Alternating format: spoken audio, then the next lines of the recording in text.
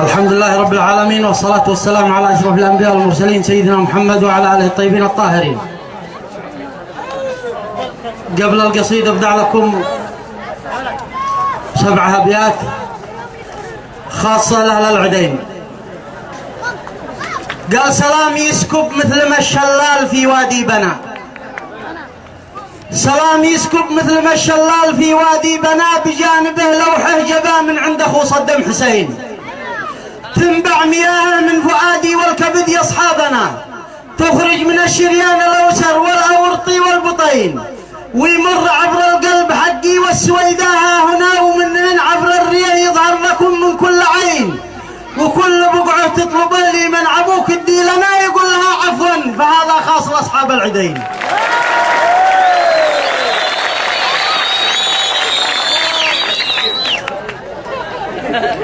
ويمر عبر القلب حقي والسويداء هنا، ومنهن عبر الريح يظهر لكم من كل عين، وكل بقعة تطلبون لي من عبوك الدي لنا يقول لها عفوا، فهذا خاص لاصحاب العدين. ارض العدين احسن اراضي شفتها في ارضنا، وناسها احسن ناس، يعني ارض تحوي كل زين، ان شافها فنان دق العودنا يا ابوينا، وان شافها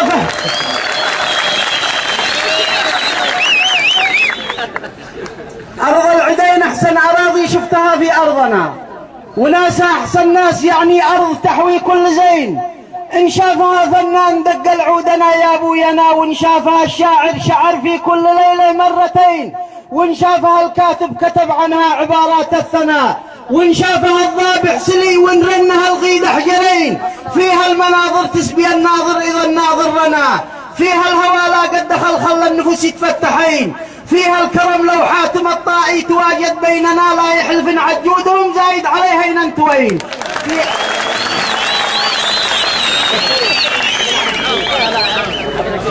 فيها الكرم لو حاتم الطائي تواجد بيننا، لا يحلف عجودهم زايد عليها يننتوين. فيها الشجاعة لو غزاهم عنترة ولادنا، ما يرجع إلا رافع الراية المسلم باليدين. يعني فيها الشجاعة لو غزاهم عنترة ولادنا، ما يرجع إلا رافع الراية مسلم باليدين. يعني لو اسأل شعبنا من خيرة الناس عندنا، جوب علينا أهل العدين أهل العدين أهل العدين.